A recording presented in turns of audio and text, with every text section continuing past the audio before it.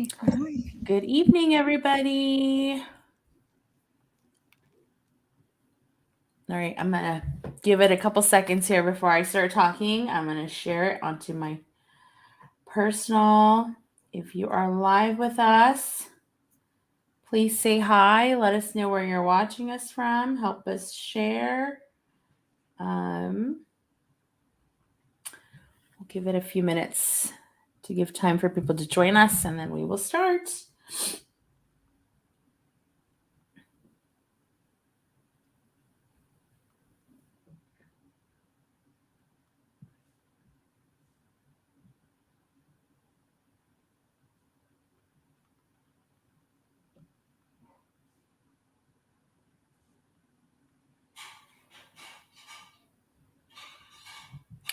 Hello, everyone.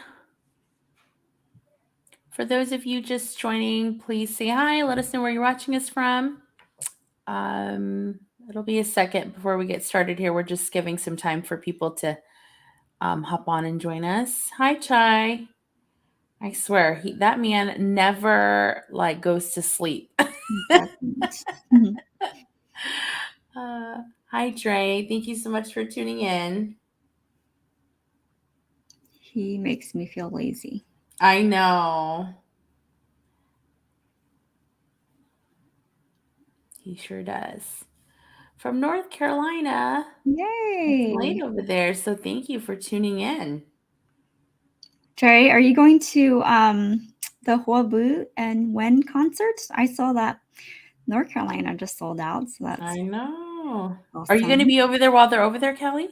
I'm not, because I think it's during the New Year's. Yeah.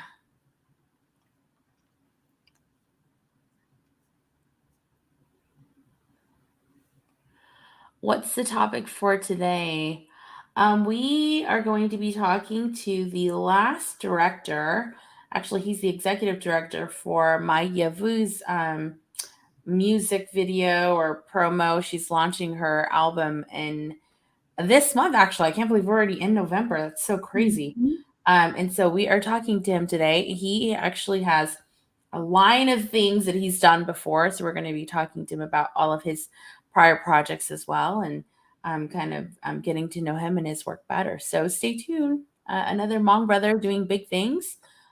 So we're really excited to talk to him about that stuff. Hi, Pa. How are you? Dre says she don't party. So, Chita Mushai, when Pia Huang go lavon lo.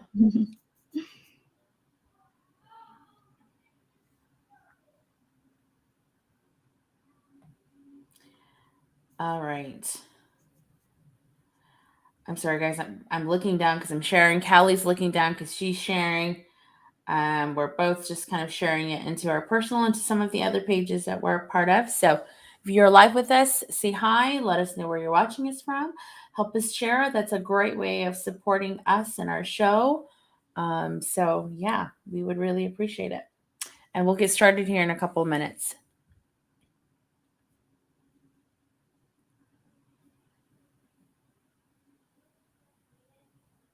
There were so many quarantine groups. I know, but they're so quiet now. Now that quarantine's kind of over, Kind of sad almost. I know. Remember the drinking quarantine group, the karaoke quarantine Yeah. group? If you were in the groups, please let us know which was your favorite. That was a lot of fun, just the way that people connected during COVID. Yeah. It was crazy.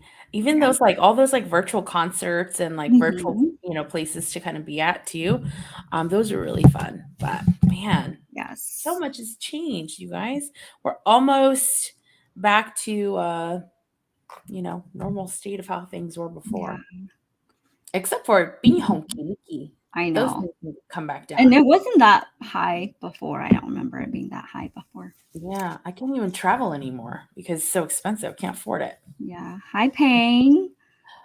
Oh, yes. Much love saying he is so talented. He sure is. Hi, Patrick. Hi, Patrick. Cabal, hello. The Quarantine quarantine group. group. Yes. Yeah. The drinking, the karaoke. I mean, it Yeah. was just a big family. It was really And Facebook launched this group thing on like these rooms. And I remember people used to create those rooms as well, right? It's almost like a Yeah. big group chat, Yeah. or like a Teams meeting in the professional world where people would just meet up and talk and stuff. And That was pretty cool. I thought they used to have watch parties too, y'all. I don't know if that's still a Yeah. thing, but I know I felt like there was a lot of watch parties because Yeah. people were all by Yeah. themselves. Yeah. Mufu says my two favorite hosts. Thank Oh, you. thank you. All right. So, for those of you new and joining us, I am one of the co hosts here on All That Talk. I am Olivia. I'm Callie. And before we actually bring on our guest, I wanted to just do a quick update.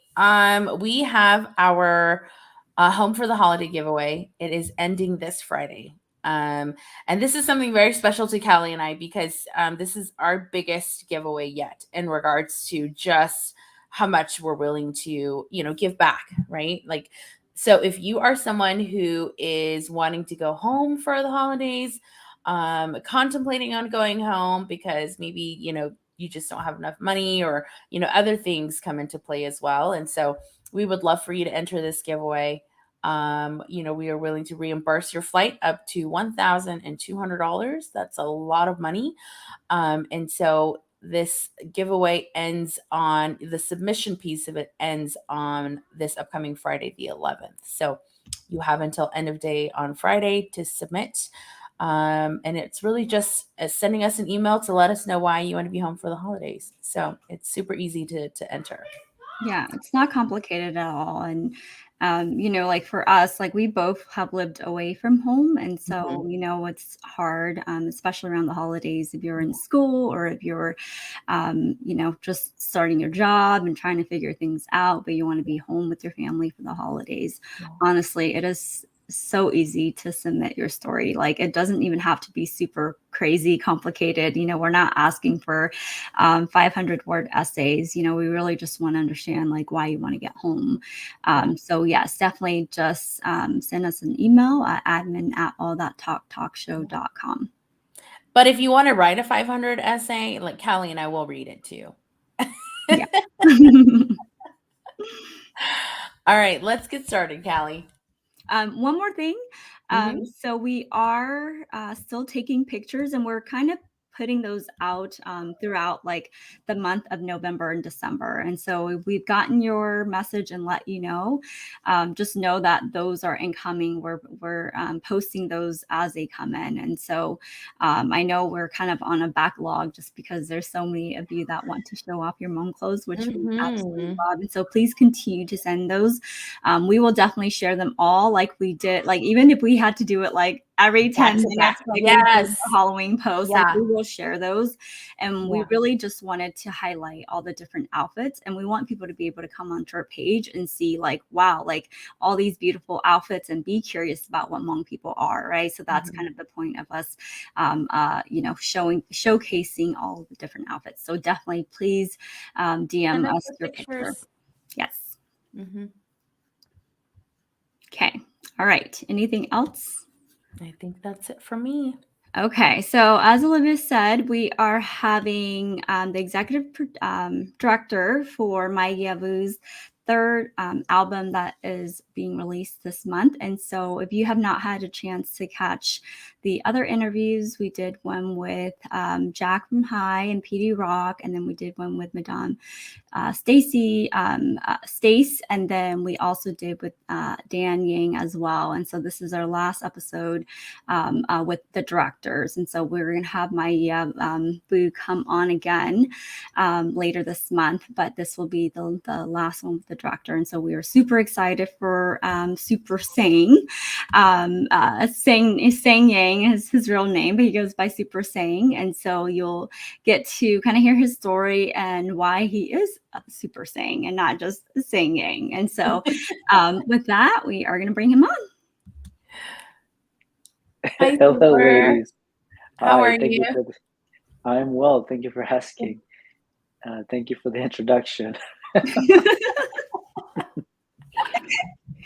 So you're Super Seng stage 5, 6, stage 4. Four. Stage 4. You know that kabahay din mo ito super sing stage aji cannot, you know? Oh. Toy na mga kuya stage peo. Oh, Oh. Oh, yeah, but I kaboling dama. mm. There's another super saying stage, something else out there too besides you. I always get Oh, it confused, but um yeah, I see him posting on different places. I always thought I was like, wait, yeah, the stages are different numbers. But then so are the profile pictures. So that's when I realized it wasn't you, it was someone else. oh, Yeah. wow. Mhm. Mm. Well, I mean, in the Dragon Ball Z world, there's many Super Saiyans out there, so Oh, That's gotcha. funny. One of our viewers, mhm. Michael, he just said he's just a Dragon Ball fan. Yeah, Uh, hence the all right. Well, name. Callie Mhm. did quite of an intro there of your name, but could you tell Yeah, us a little bit more about yourself? sure. So, I am a Hmong American television and film director. That is my official title, and I currently am the director for two TV shows that airs on the Motor Trend Network. That's our primary network. So the premise of my shows are automotive, and we do anything from car shows to how-to shows, kind of like and very similar to like HGTV with homes. So that's what I do. Um, I know that's more of a simplified explanation of who I am. Um, what I'm most passionate about is the Hmong American community here in the States. And I've been actively participating in that realm for over a decade. Yeah, over a decade. Yeah, pushing Hmong content, pushing Hmong American content specifically, because we also have Hmong Thai, Hmong Blau. They have their niche, they have their own style and image, and so yeah. So maybe we can go back a little bit and talk about like how you got your start. Like, did you go to school to direct? Like, how did you even, start getting interested in this? And we know that you were in Minnesota for a hot minute, being affiliated with a big real estate company up there. And so maybe you can just talk about that so that we can kind of bridge that gap. Sure. From the very beginning, and this is very true, and I've learned this, that your last and final career is supposed to have been your first, and so this has always been a like a deep rooted passion in me as a child, as a kid, and I never really acted on it.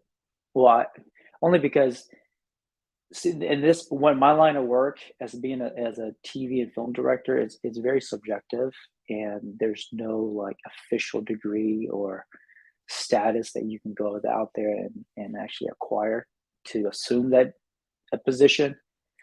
And so, but going back to that, when I was a kid, we were very poor. And as a kid, I grew up with all my little cousins, including my siblings, and it was about three families, many kids in one household. And how we used to play was that we didn't have any toys, and so we would love watching movies, and then after we finished watching the movies, we would act it out. And I'm the director, and I'm the guy like oh you should do this, and this is how you should deliver your lines, and that's how we would play when we were kids. Mhm. And then, so then did you go, like, did you get, like professional training or like trade schools or things like that? I did. Can I use profanity in this talk? Sure. Well, what I discovered is I did go to art school. I attended the Atlanta College of Arts, now known as Savannah College of Arts, SCAD, for those of you who are familiar with it. And I dropped out. I dropped out because I realized that it was very expensive, and to me at the time, it was a scam because what was I really going after, And at the time, they were the staff or the administrators.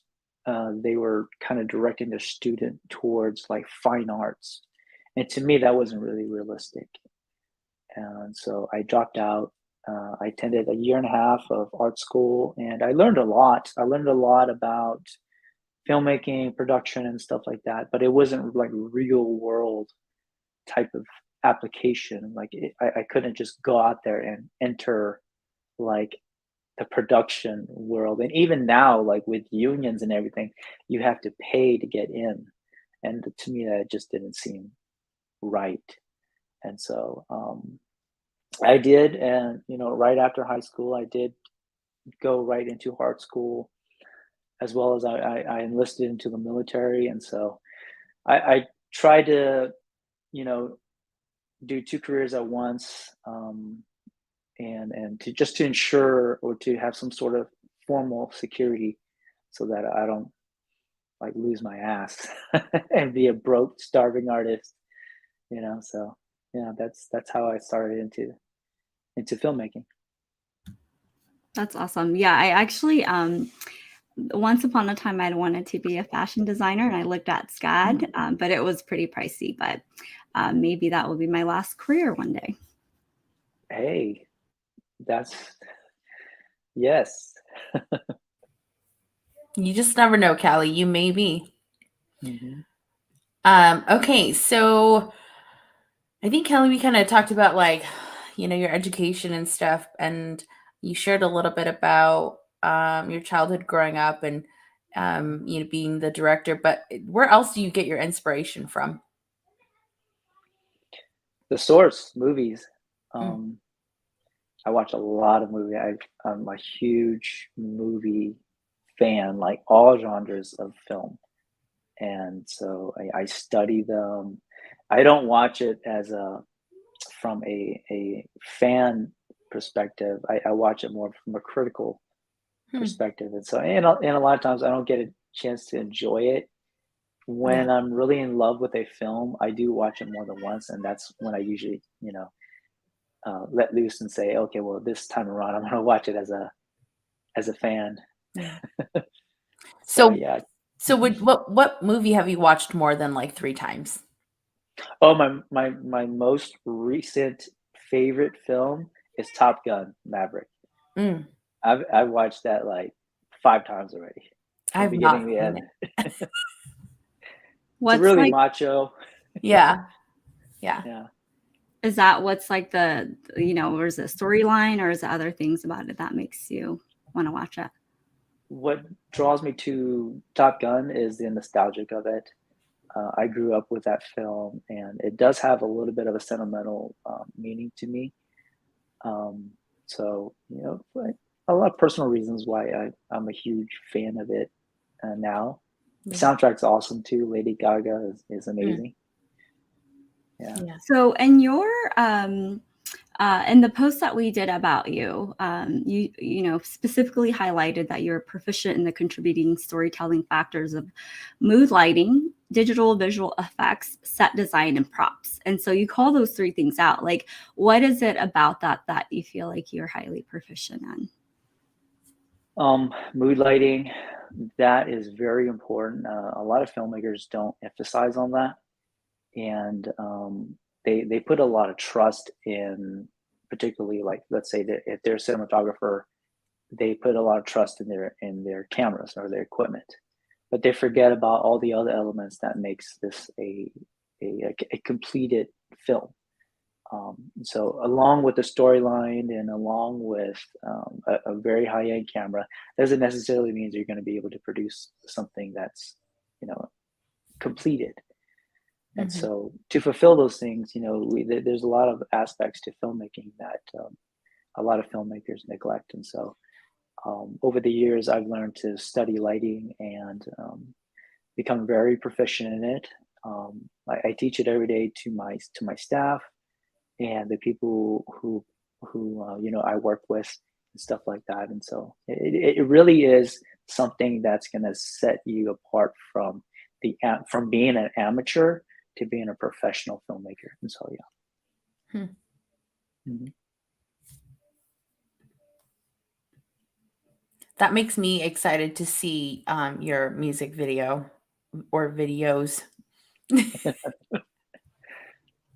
Yeah, I just got in from Las Vegas today. I literally like just walked into the door, and well, I'm not literally, but I had dinner with my sister, and I had some ranch. Like the waitresses had knocked my ranch um, side bowl, and it got all over my pants and my Oh jacket. And so, no. um, Yeah. long story short, I just came in from Las Vegas, and we filmed in with Maiyia and a bunch of other girls, Mm-hmm. uh, Dita, Myla, and those just to mention a few who came through, and we spent the weekend in Las Vegas, and we had a blast. It was a So good is time. this trip, was that a part of shooting one of her music videos? Yes, so it was like two birds, one stone. I was Yeah. there for a huge convention. I was there with for work, of course, and then after the SEMA show had ended, and I linked up with Maya and the rest of the divas. Mhm. We filmed the entire weekend on the Mm. strip. Um, Wow. yeah, it was really cool. We did run into a lot of technicalities. A lot of alcohol was involved, and so yeah, but we were able to manage and push it through, and hopefully to deliver a good Yeah. finished product. Yeah, Yeah. we're not done yet though. Like well, at least my part is not done because we do have a special guest that's coming in this coming week, and then I will be filming her as well. Mm. Coming on this week. Hint, hint, hint. Um, Like, so nito then, to Jola, like she landed already, or is she still in flight? that's right. I mean, they are a day ahead of us, right? Oh, yo. They're in the Mm-hmm. future. So then, when you first Mhm. talked about doing this project, did you reach out to Yeah. her? Did she reach out to you about her third album? How did that all come together?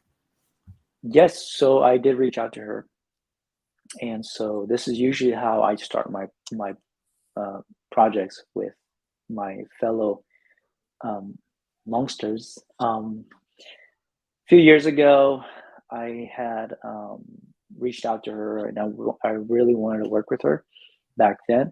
Mm-hmm. But during that time, she was tied up with another filmmaker.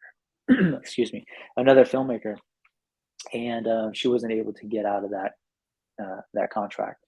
And so, time moved on, and so now, um, this year, particularly post COVID, I have had this itch to where I need to get back, and I wanted to do something current, and I want to get my feet wet back into the Hmong American community again, because that's where my passion lies, and that's where my heart lies. Like I have this, of course, I'm Hmong myself, and so I really have this like drive to like make a difference, you know, put Yeah. my imprint in it, so that someday I can inspire some people.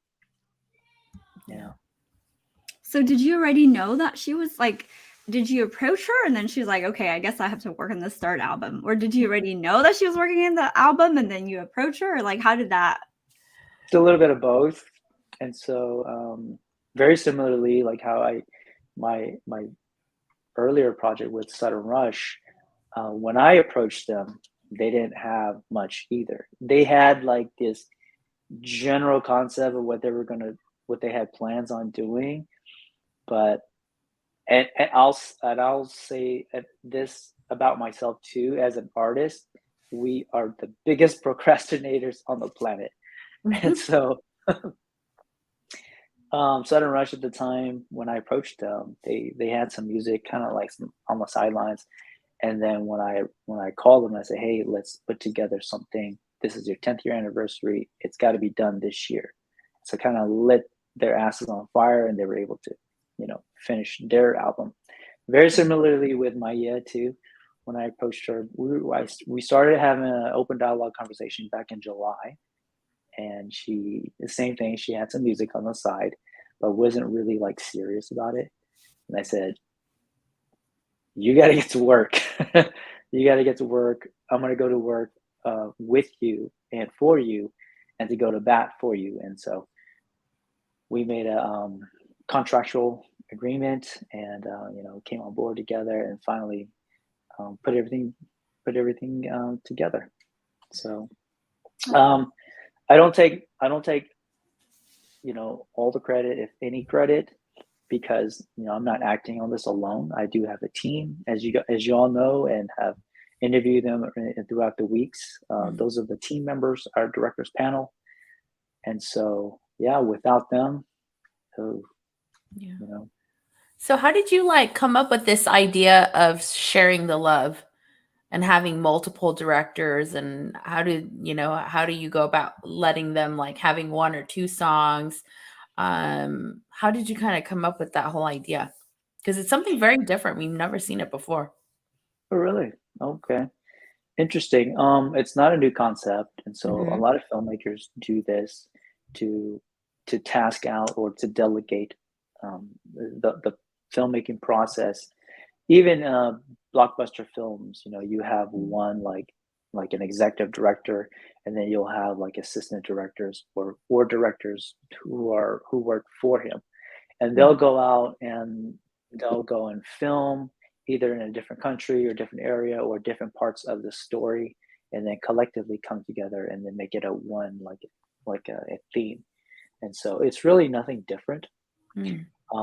The only thing that is different about what we're doing with Maiyia Music campaign is that um, they have the liberty or the freedom of creativity, and so they can do whatever they want, Mhm. however they want to do it, as long as they have the minimum requirement, which is to have the song in somewhere in the short film, whether it's playing as ambience at a restaurant or playing on the car radio as the characters are driving. Those are just the minimum requirement, and so um, yeah, That's I'm interesting. very easygoing. Yeah.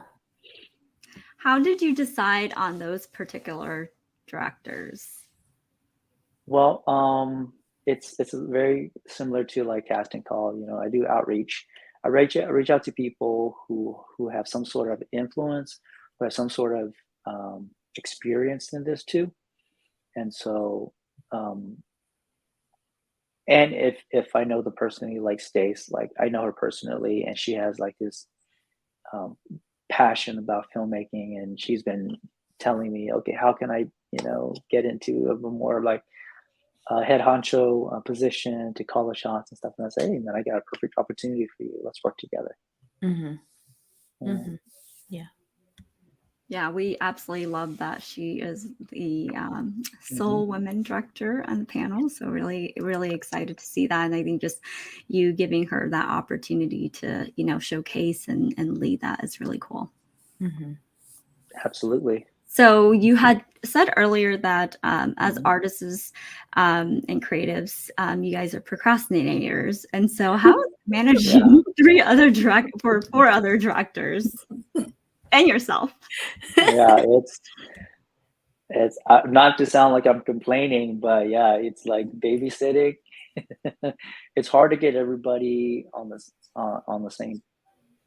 Well, everyone's on the same page. I would say that, but it's hard to get everybody together at the same time. And so procrastination doesn't mean that you're not like uh, objective driven. It's more like you have no concept of time or deadlines.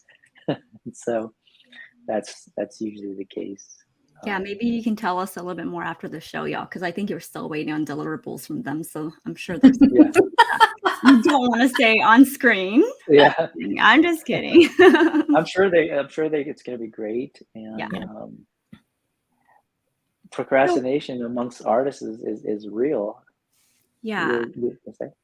Yeah, so Michael put on here shows like Game of Thrones will have different Hmm. directors per episode, and Episode. so which I guess that does make sense with the multiple writers and things like that, or directors. And so when like with this particular project, when we have interviewed them, it seems like they do have kind of broad range of the creative process. And so Mhm. is there going to be consistency or some continuity with how it's going to be shown, or is it really supposed to be very separate feels? In terms of story, they're very individualized. The major theme is, again, it's just Maiyia. It's her music. It's that's the heartbeat that's going to be driving these individual short films. They're also going to highlight the song that was given to them from her album. And so I don't know if you guys have seen any of like the pop artists actively today. They do something very similar. Like I recently watched a Khaled um, film, and it was him and his friends traveling, across the country, and every place that they would stop, he would sing like a one of his tracks, and so I thought that was very unique. Mhm. But for what we're doing with Maya, there's no continuity in terms of like, okay, is this like one long story? No, it's not.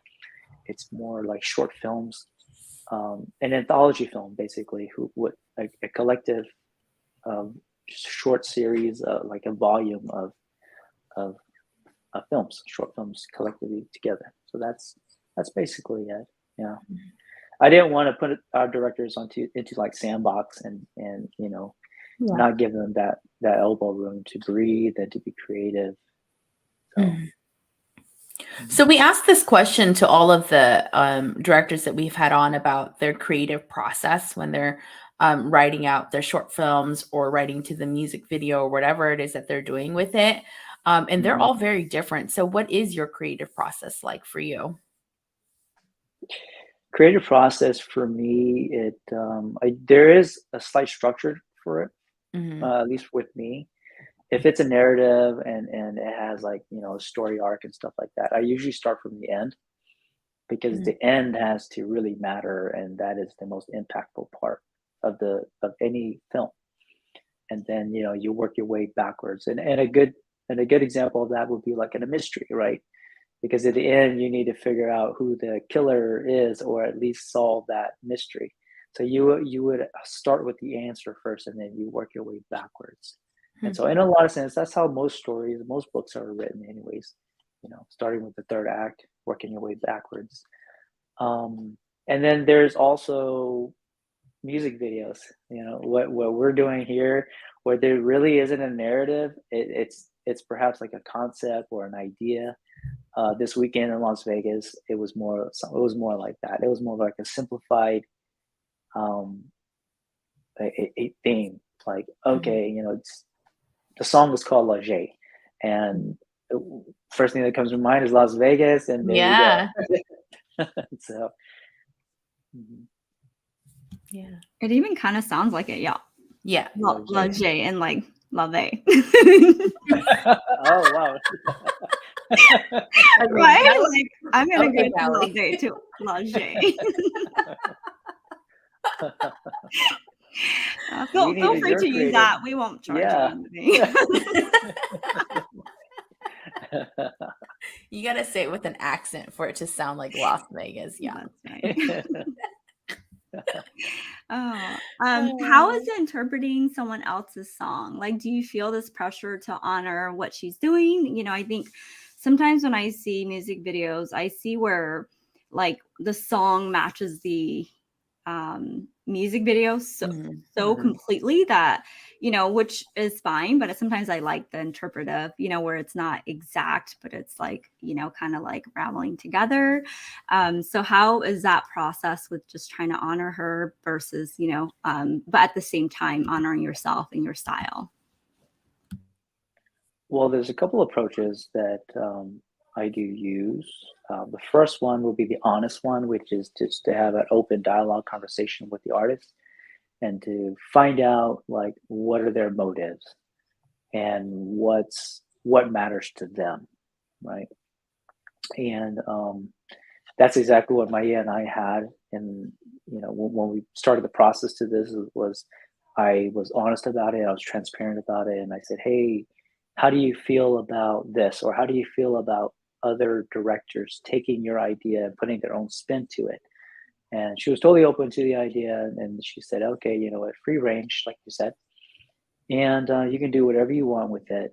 Just we have to just have uh, simple guidelines, like basic requirements, right?" And so we jotted all the bullet points, and then we presented to the directors panel. Um, and that was very it. That was very simple, and I think that's the most honest and easy approach to things, and to not like be as like stringent on like, okay, this is my vision, and we can't deviate from it, or let's not change what how I perceive and how I initially wrote the song to be about. And so um, I've worked with artists like that in the past too, that they were just 100%, what they believed in, and they weren't open to other suggestions or ideas. And so that would be my first approach. The second approach is the practical approach, which means that um, if I'm interested in that particular artist, and I want to work with them, well, the practical thing is that, well, how do we profit from it? Because that's always the biggest hurdle between getting something completed, because you cannot factor out the finance or the funding in it, right?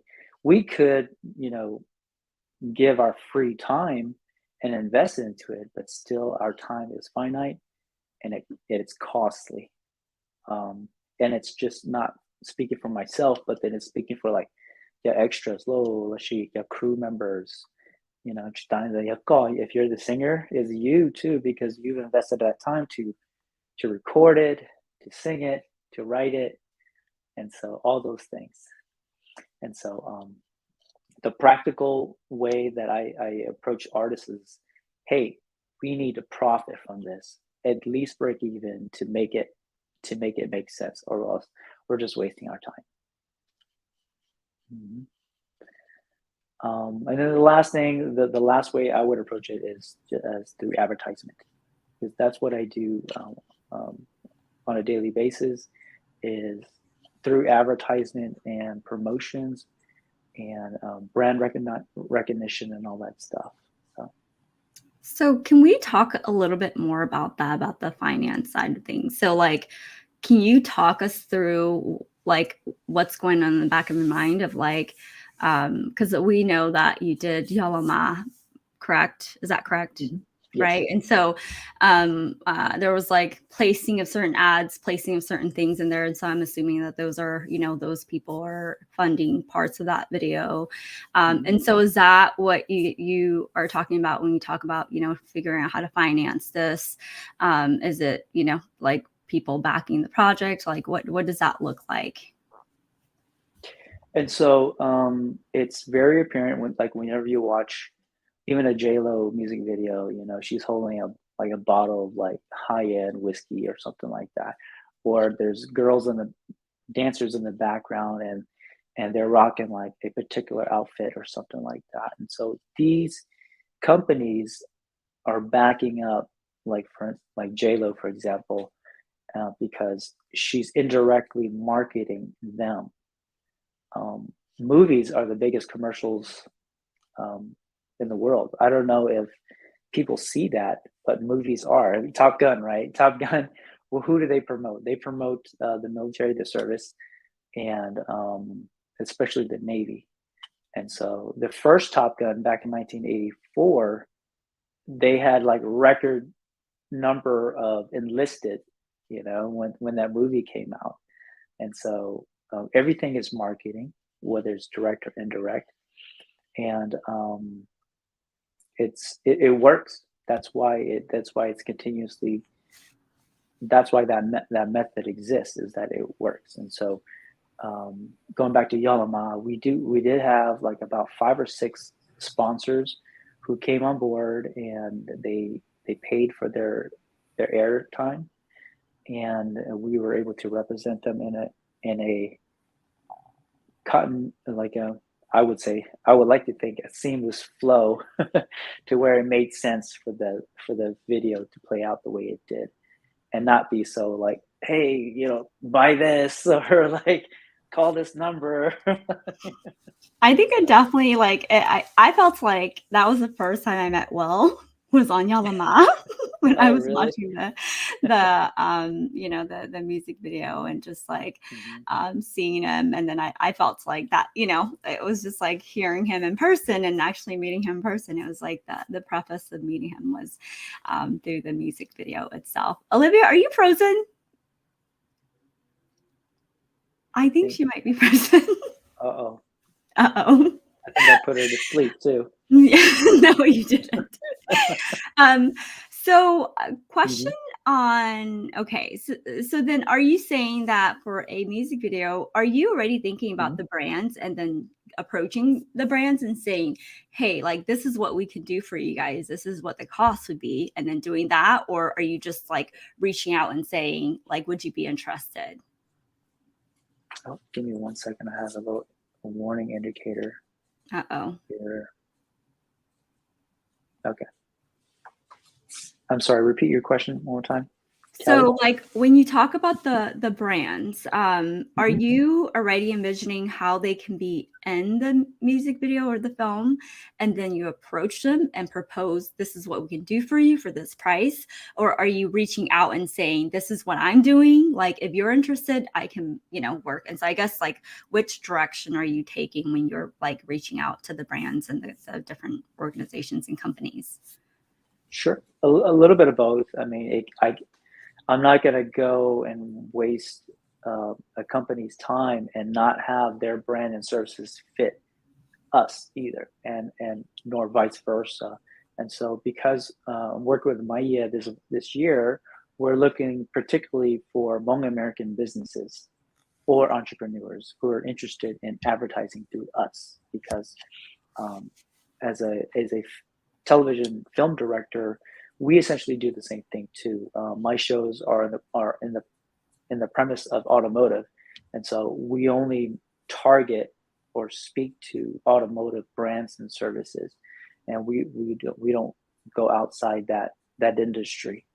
And so similarly with Maia, like I'm not going to go to like a for instance like an Olive Garden and say, hey, we're looking for sponsorships, you know, or we're looking for advertise. Do you need any advertising needs? We got you. No, we're not going to do that. So Mhm. it has to make sense because essentially, Maya she is the window to potential a target audience, and so being able to connect the dots between a business to their target market, and that would really make sense for them to work with us too as well. And so, hello, Sorry. Olivia. No worries. I was afraid I put you to sleep. My voice, No. my voice does that a lot to people. I Maybe you guess. put my internet to sleep because it like went out and I was like screaming at my husband. I don't think he can hear me. I'm like, fix the internet. I thought you were still there until I was like, our eyes aren't blinking. I think she's frozen. Was I just like this? Yes, and I was like, Yeah. she's really attentive. And then I was like, hold on, your eyes aren't blinking. That's a long time to go without blinking. I think she paused it, took a little Um, power I nap. know. Sorry. I know. I was like, why isn't it going? so we have a question from Chai. What's the average target dollars that is considered profitable for something like Yalama? An average target dollar amount they consider. That's going to determine on the script. And so that gets predetermined at the beginning of the project. And so it's a lot like putting together a business proposal, because before we put a dollar amount on it, we have to decide, we have to kind of gauge or predict a budget for it. And so we'll write us like a treatment or a script in this case, and then line by line we're able to break down each line in terms of cost. Mm. And so an example would be, let's say we have this scene in the music video, for example, and in the first paragraph, 3 sentences would say, oh, well, you know what, the character wears a leather jacket, and then character goes to grab lunch at so and so, and then character is carrying a water gun. Well, then it's very simple. We decide, okay, what is he wearing? How much that's going to cost? Okay, he's going out to lunch. Okay, what's that going to cost? He's carrying around a water gun. How much is that water gun going to cost? Mm-hmm. And so being able to break down all those little details, practical details, and then at the end of the script, then you'll be able to have a clear, solid dollar amount. Wow. To give you an example, with Yalama, our budget for that was a little over $5,000, and so we were able to meet it Mm-hmm. and still be profitable. Being able to take care of production cost, to give a little stipend to all the people who worked on the project, and to be able to treat everybody out, and rent Airbnbs and wardrobe and everything. So it worked out. Wow. That's awesome. Mm-hmm. Yeah, it's a lot of pre-work. Yes, yes. Yeah, lots of pre-work to even like look at budgeting and then try to find sponsorship and stuff. So kudos to you. That music video was awesome. Thank you. Mm-hmm. Thank you. Kelly, I have no idea where you guys left off, because obviously my internet synced with my internet to bed. So Yeah, it's Well, we spent our time just talking smack about you while you were gone. We didn't make progress at all. I know. We kind of talked about the money part, and so it's number 8. Which is The directing the television shows. Oh yeah. Okay, so going back to kind of like at the very beginning of the show, you talked a little bit about like doing a show for Motor Trend, MAV TV, and Revan and stuff like that. And so how did you get into these specific television shows? What kind of drove you there? Well, I didn't apply for it. I was actually selected to. Oh. And so, yeah. And so again, like, my title as TV and film director is very subjective. It's not something that you can actually go apply for. It's more of like reference, like you have to be referred to. And, I all my life, I just wanted to be a cool kid. And finally, someone thought I was cool enough to be part of their group. And so I was chosen to be the director for these shows. That's so cool. So like, what did you like? What was your portfolio like?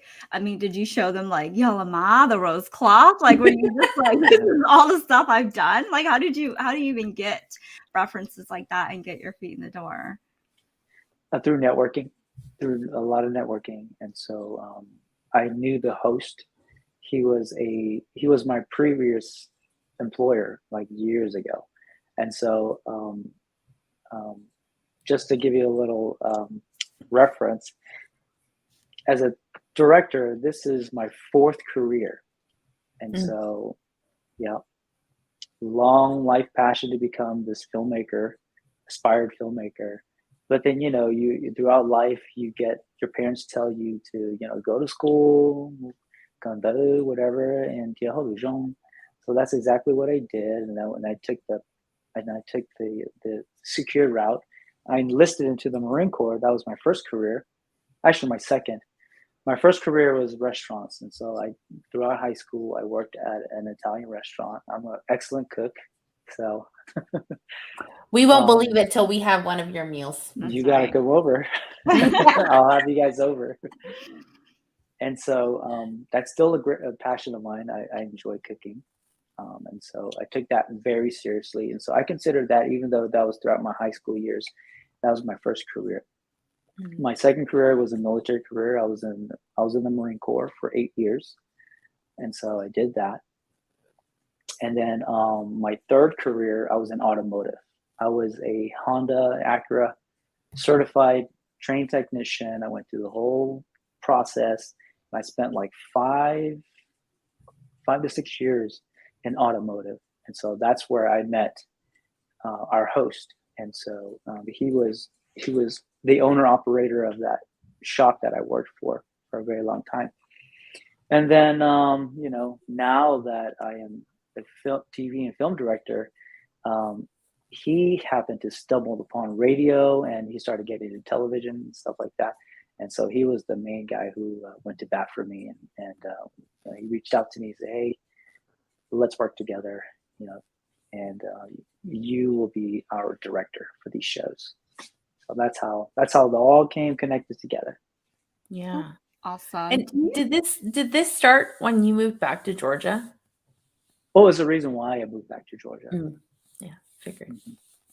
Do you feel like if you could redo it, would you just go straight into directing? Or do you feel like, I mean, it sounds like everything kind of led you to the point where you're supposed to be. So I think sometimes when people look back in their lives, right, it's like maybe I should just done that thing. But to me, sometimes it's like, if you had not done these other things, it wouldn't have forced you to learn and know what you know to be at this point.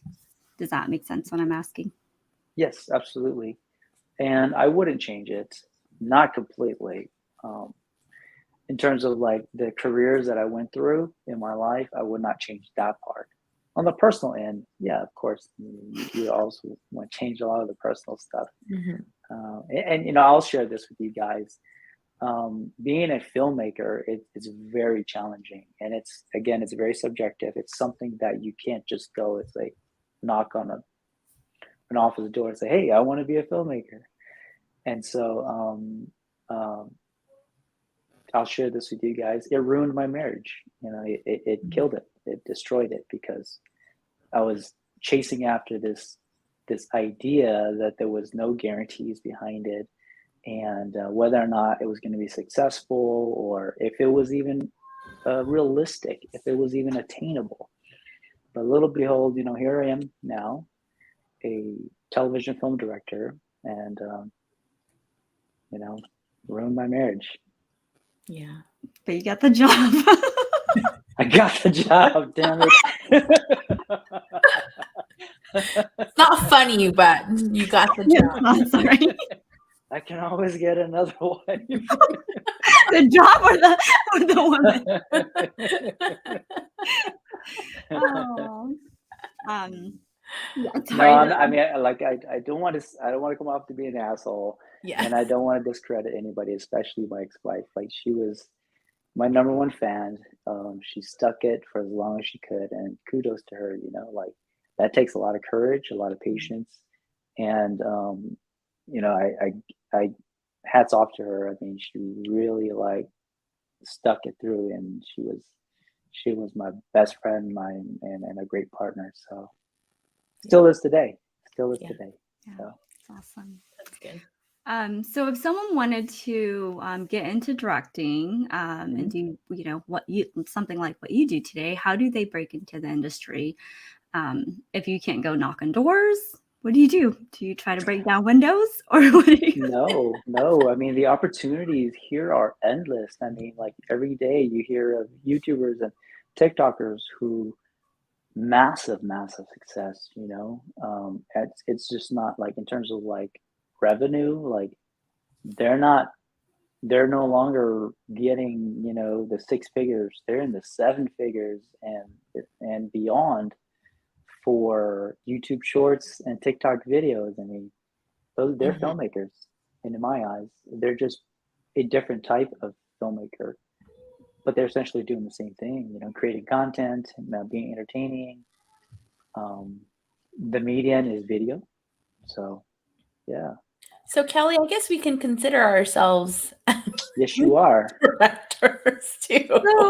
So then, like, does that, as someone who stands behind probably expensive equipment and script out things, you're, I mean, it's not like you're going against TikTokers with it's a phone where it's bad quality, still getting hundreds of hits, right? Where it's a different, it's still lens, but does that affect like how you do your work, or does that change how you do your work? Or do you sometimes feel like maybe we could be a little bit more raw and doesn't have to be so perfect? How does that, with what's happening with social media, how does that affect what you do as a filmmaker, or does it at all? It doesn't affect what I do at all. I mean, the pool is so large and massive. Like, there can't just be one The Rock Johnson Mhm. or Kevin Hart. I mean, there's different versions of it. And as an artist, I learned this very early on when I went to art school. Perhaps the only thing that I learned from art school.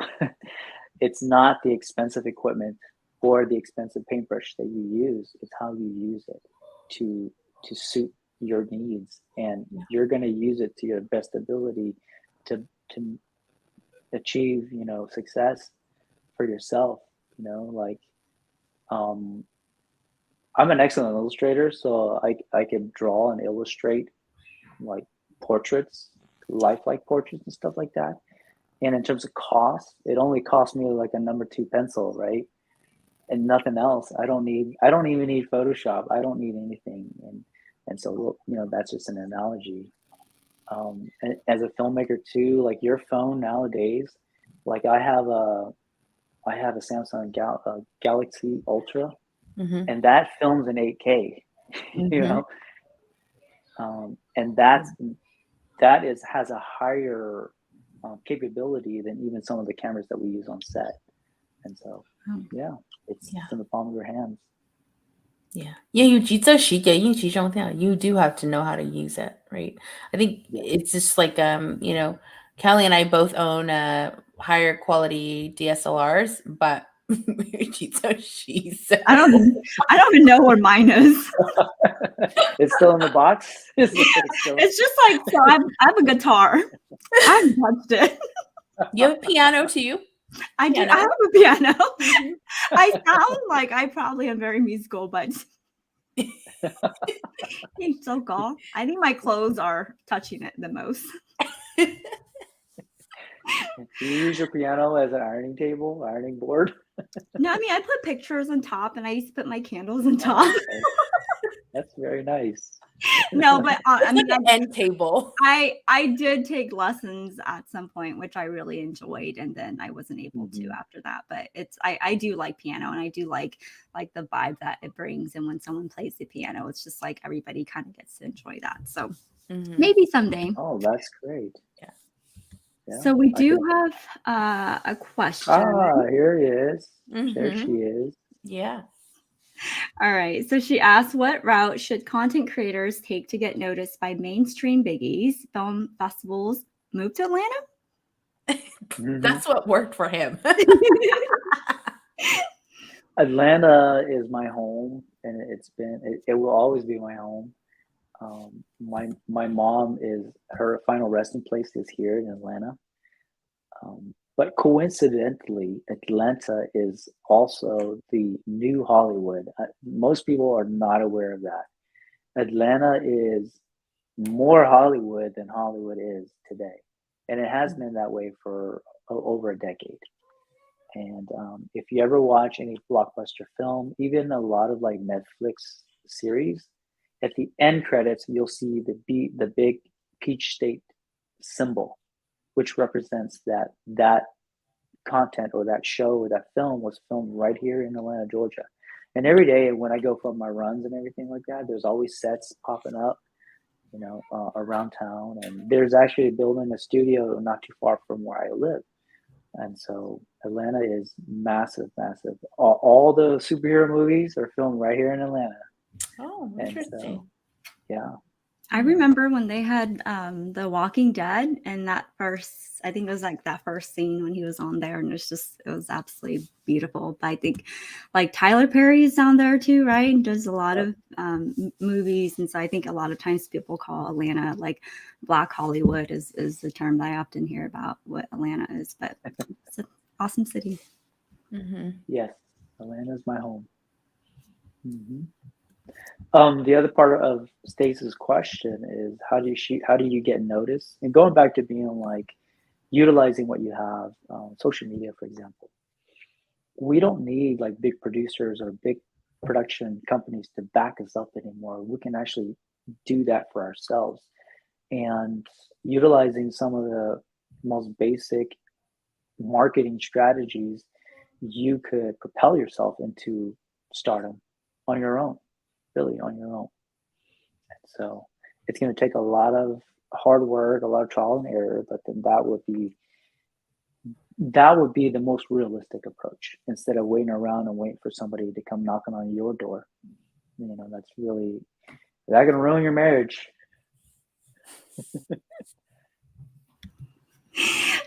So either way, there's no pathway to success. No knocking doors, right? You can't knock on anybody's door. No one's gonna knock on your door.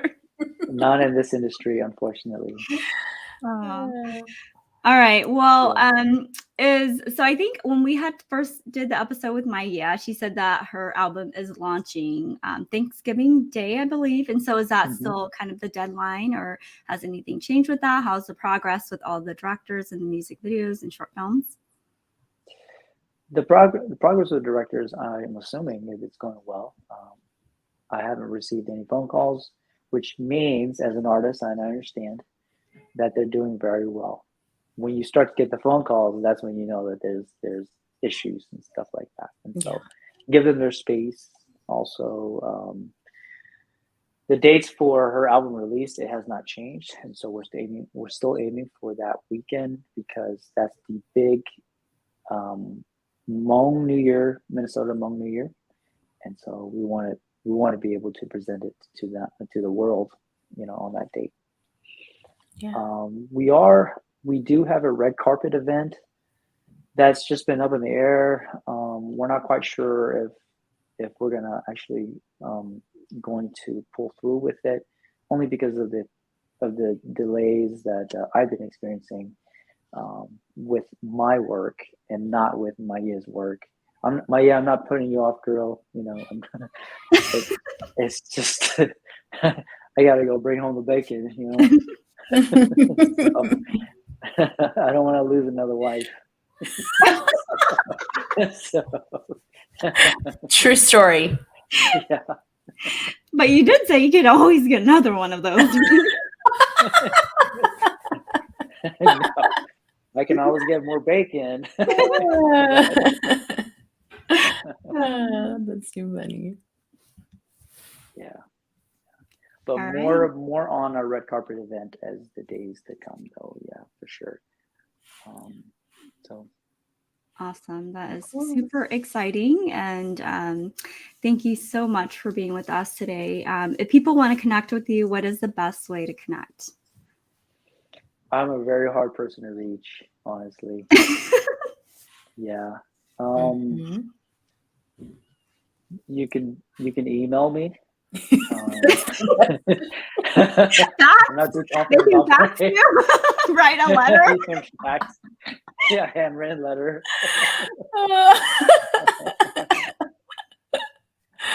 It's only because I'm so immersed in the TV shows that I'm on that the key people in my work circle are priority to me, and it's very demanding. And so even my friends, it's hard for them to get me out to go out to dinner and stuff like that, and they kind of lost hope in like trying to get me out and go have like a weekend with them. But yeah, you can definitely. It's been like 2.5 years since we've seen you, since you've moved to Georgia. Yes, and it's been that long since I've been off Yeah. social media. Yep. And so yeah. So Hence the email, right? hence No the more email. social media. Hence the Yeah, email. no more social media. Yeah. I had to really like reduce my notifications, my daily distractions out of my life, to be really focused on this. And so Yeah. yeah. But this is like this strange loophole that's the reason why I'm on your show today, and it is for this fact that this is my passion and this is my way of having fun. This is my playtime, and where I get to go out, I get to go to Las Vegas, hang out with cool people, network, and do things that I'm genuinely passionate about. Other than just working on my shows and earning a salary. And so, yeah, I love this. This is my dream come true since when I was a kid. That's awesome. Yeah, thank you so much for making time with us today. I know we've really enjoyed listening to all of the directors and just hearing their stories too and their journey. And I think just seeing so many filmmakers in the Hmong space and just knowing that, you know, like each idea elevates on itself and each project, each even, you know, for our artists is like their, you know, inspiration from each other and how they've been able to do things and not just in the US, but overseas as well. And so I think there's just a lot of great synergy that's happening. And I think when people do come together and Shipa, you know, I think there's a lot of magic that happens. And so thank you for, you know, providing that opportunity for the other directors and then also kind of working with Maiyia on really building that and progressing her music and progressing what you're doing as well. So we thank you very much for the inspiration tonight and talking about your career and, you know, what you've been able to do. Most certainly. Yes. Thank you, ladies, for having me on your show.